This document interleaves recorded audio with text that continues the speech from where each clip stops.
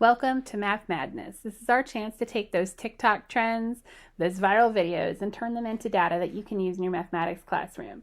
My name is Heather Gerbus, and I'm a media coordinator for East Forsyth Middle School in the Winston-Salem Forsyth County Schools District. If you scan the QR code or use the bit.ly below, you will see a slight difference as these are linked to my live presentation that we used at NC Bold in the summer of 2024. However, I'm going to guide you right through a very similar presentation here, and I hope that you enjoy it.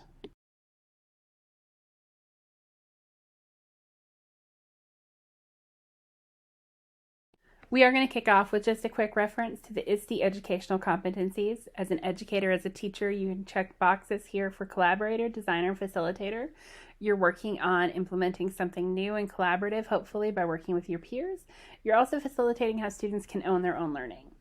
If you are an administrator or a coach and watching this, first of all, thank you. Second of all, you can use this to be an empowering leader, to talk about how we can support alternative education, how we can bring in new strategies and ways to learn in the classroom. And last but not least, let's talk about how your students are represented here with ISTE goals of knowledge constructor, computational thinker, and global collaborator. Of course, they have the opportunity to create their own data, they'll use it to solve some problems, and they'll begin to collaborate with some small groups within their classroom.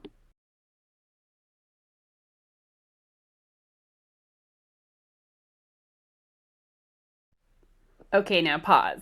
I am not encouraging you to have children drink hot sauce in your classroom, but I want you to think about this viral trend that we've seen. A lot of kids love this whole open gifts, jump on boxes, taste test without seeing what you're getting.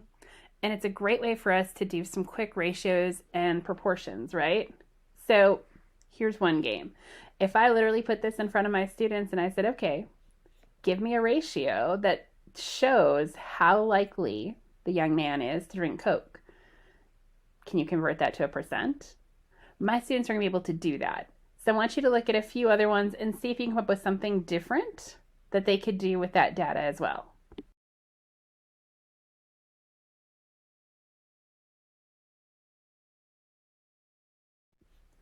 So here you're seeing three other viral trends or games, if you will. The first is a soda taste test. That doesn't have hot sauce, so bonus. You can rework that to be things like, what are the odds the person will drink something that's clear?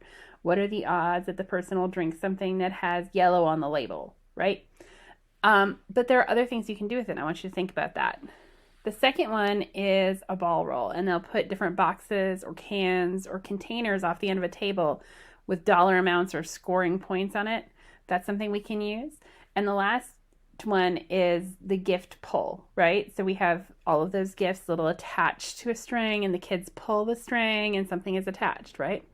This is a quick way to throw in some information too by putting out specific numbers, maybe face down, or even wrap up a number, ping pong ball or something like that. It gives them variables to put into equations, right? So I want you to pause the video here. I want you to look at these three and think about, how could you use one of these in a way that's different than what I just said in your math classroom?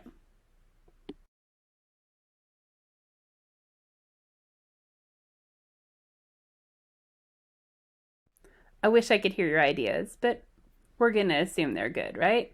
You are, after all, talented math teachers. So let's talk about what would happen if we were in a live situation. If we're in a live situation, I actually would have you be playing a game right now. And I want to kind of go through that game construct for you just so you understand the layout of the game and you can see how it would hopefully apply to your real classroom. So we'd start out by getting groups of 4 together. If we're in a teaching environment, I'm going to group you by grade level, hopefully. If you're in your classroom, you can group how you choose to. If you have 2s and 3s, those also work, but 4 is an ideal number.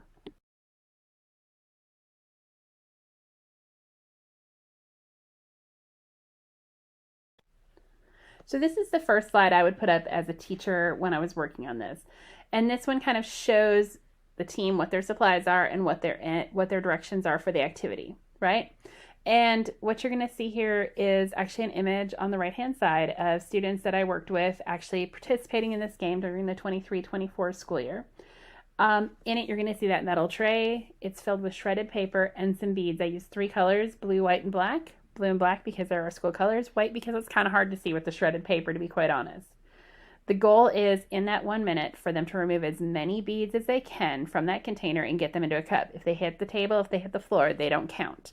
You only can use one hand. And so we set up a timer and we let it run for 1 minute, and they get to do that activity, and we try really hard to make it as fun as possible and as challenging as possible for our students.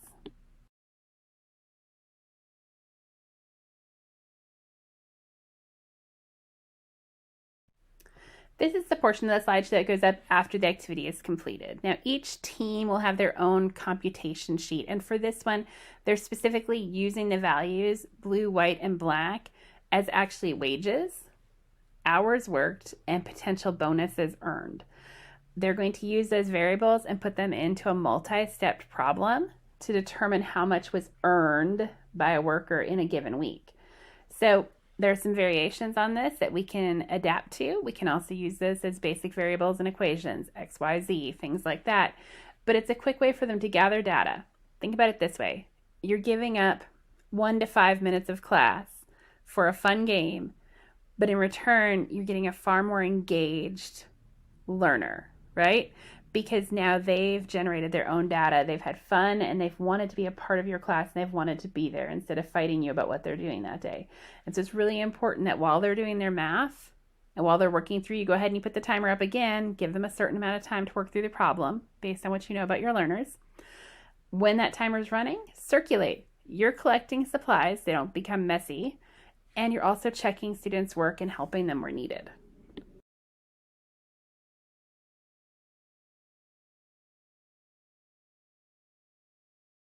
So now you've had 2 chances to think about how games look and how games work when we put them into our classroom through this TikTok, through this viral lens, right? And now we're going to move it forward.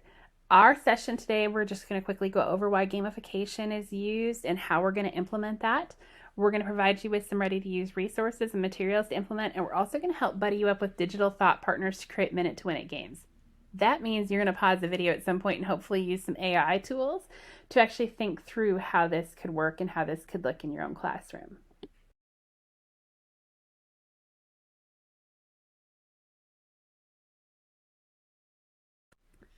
So I'm actually going to start with that quote that you see on the right from the Harvard Business Review. They talk about gamification through the lens of how we incorporate it into corporations and businesses.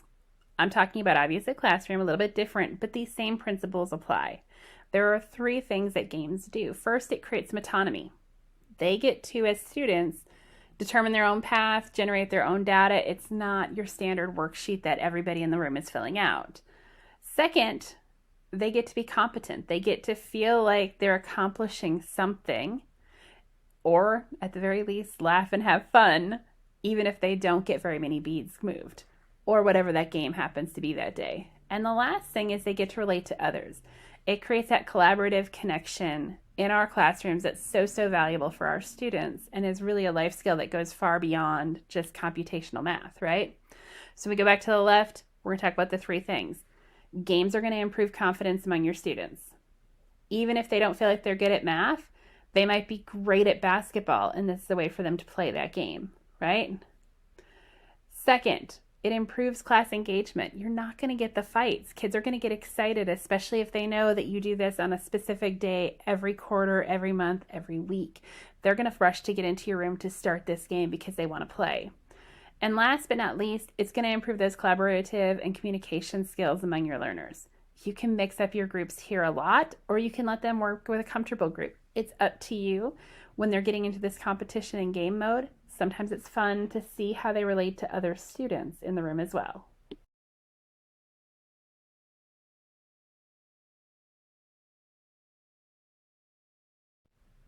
So while it's super important to think about why we game, I think the biggest question any teacher always faces when you're trying to put a new strategy in is, well, that's great, but how is it going to work in my class, right? How is it going to work with my kids and my population and my learners and the levels they're at? Because all of us are dealing with different situations and different relationships with our kids, different histories that the kids are coming with. And we have to think about how we're implementing it in a way that's fun and meaningful for students. So pick something, right? I don't care if it's once a week, once a month, or once a quarter. Pick something though. You want to do it the first Friday of every month? Cool. Call it the Fun Friday thing. You want to do it every Wednesday? Well, every Wednesday is now Wacky Wednesday. You have an attendance problem on Mondays and students aren't coming to school? Cool. Mondays are Minute to Win It games. It's Minute to Win It Monday, right? So we think about those ideas and we put that theme in where the kids hear it. First Fun Friday. Oh, the first Friday of the month, I have to be at school because I have to play that game. I have to hurry to get to my math class. We're giving them that routine and that procedure that gets them excited for class, right? It's really important here to team up with your collaborators. So if you're worried about implementing this the first time and you're thinking, oh, how many eyes am I going to need in this room? How many hands? Go to your media coordinator. If you have an instructional facilitator in your building, if you have a coach in your district or in your building, go to those people, ask your paraprofessionals, hey, are you busy this class period? Could I pull you in just for one? Just to try something new with my class. Talk to your administration about how to get those extra supports in. Because until you implement and until you try it, you won't see the return on the investment, right? And so if you implement and implement with fidelity, I know that's a catchphrase and it's cliche, but if you implement consistently, you're going to see kids' skills grow, you're going to see kids' engagement grow, and what you're going to find is maybe you need a few less hands every time you do this because the kids become more and more independent about completing it themselves. I think it's really important that you set the stage before class starts, kind of have like a vibe for the room, right? Whether that's just the cue of the slide up, maybe it's lights are down that day. There are clear expectations though. And there's some visual cues that let kids know something's different today. Something's going to be fun. Something's going to be interesting, right? And start small. You might just start with one game. You might just start with once a quarter or once a month. You can always build, but start somewhere. So as you start to think about implementation, I want you to go ahead and pause the video. One of the things on our thought sheet that I have given you, or provided for you rather, is a chance for you to actually reflect and think about how you can start this. If you pause on the screen, you're able to see all my ideas still in front of you, and you're going to be able to record your thoughts on how you will start this.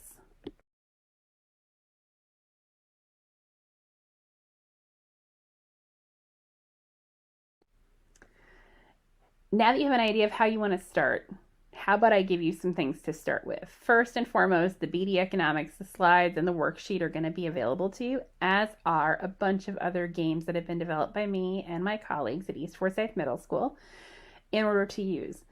In most cases, you're going to find a set of slides to go up for the students to see so they can have their procedures in front of them. And you're going to find a student worksheet / guide sheet to help you walk through.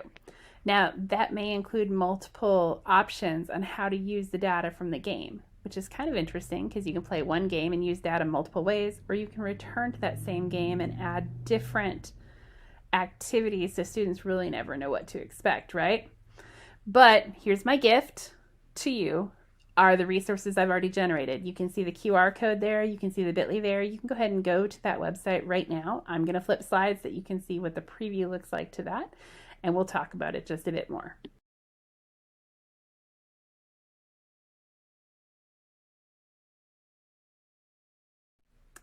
So here is what you should be seeing on your screen. Notice this is a screenshot, so none of these links are going to be active for you to click on right now. You do need to use that bit.ly or that QR code from the previous slide in order to get to that website. But what you'll notice is it starts by listing the game, usually has student slides with it, and then you'll notice that the game itself has a link, okay? Here's the thing. The reindeer games, that first one, is a little bit different. It was the first time we implemented this at East Forsyth Middle. And I worked with one of my 6th grade friends, collaborators, teachers, who was really excited to see how we could gamify her classroom just a little bit more. She's really great at doing these activities, but she wanted something just out of the box and different. And so we called it Reindeer Games, and we themed everything around the holidays. And we came up with 4 different games the students could play during that class period. Now, in all fairness, we only made it through 2 or 3. If you are trying to fill an entire class period, I encourage you to always have more than you know you'll use. Okay? What you're going to see on this spreadsheet, though, too, are those lists of individual games. Pass the Pasta, one of my favorites. At the Speed of Sound, Get Air, Cheerio, and so on. It scrolls down. Keep going, right? You're also going to see the format. So what does this look like to play, right? How long about does it take? Things like that. And then what are the skills that the students are applying based on the options provided? Remember, not every skill is on every option. So while the first one might say order of operations, perimeter and area, rates and ratios, means and averages, you might only use 2 of those depending on which options you choose to use, right? So be aware of that, but you do have some basics there to kind of get you into the frame of mind of which ones to click on first, okay? If you want to pause the video and explore those resources a little bit more, I completely understand. Please do so at this time.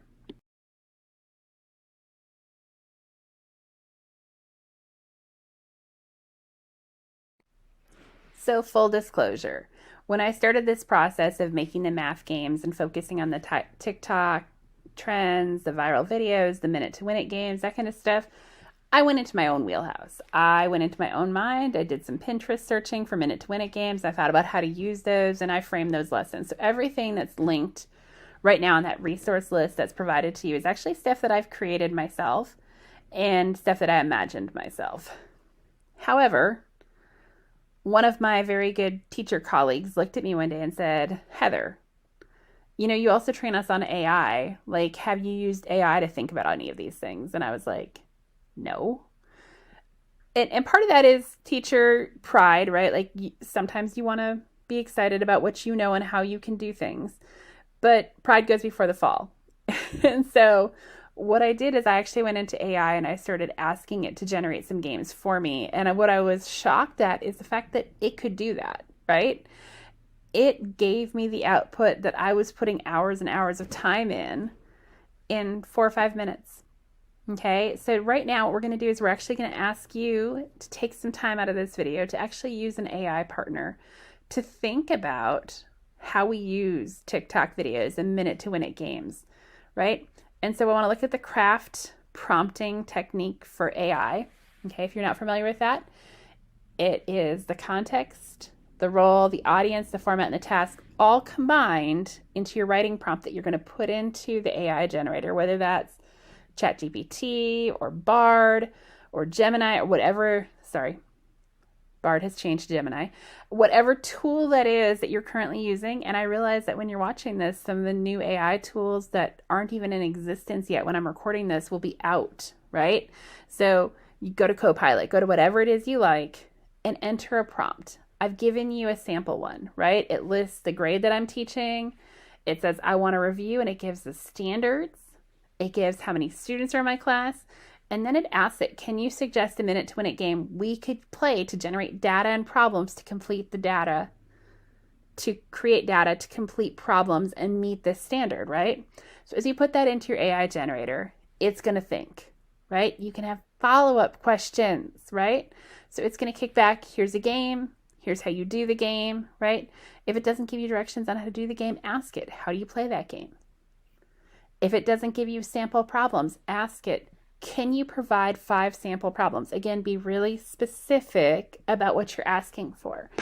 And in the course of 5 to 10 minutes, you're going to generate far more than you could sitting and doing what I did originally of generating this on your own. That said, don't discount yourself. If you find a TikTok trend that you love or a game that you love online, dump that in and say, I have this game that I want my students to play. What kind of math standards could I meet for 7th grade? Flip it on its head just a little bit, but use that AI generator and that AI tool as a thought partner, right? So again, I'm going to ask you to pause the video and go to that AI tool, right? On your think sheet, there's even a spot if you want to use that to write down some ideas that you're getting. But remember, most of your AI tools are going to save your conversations, and or you can download those as well, okay? So pause the video, go to your thought partner, use my prompt, edit, of course, for the standard and the grade level that you're teaching, and enjoy just creating for a few minutes.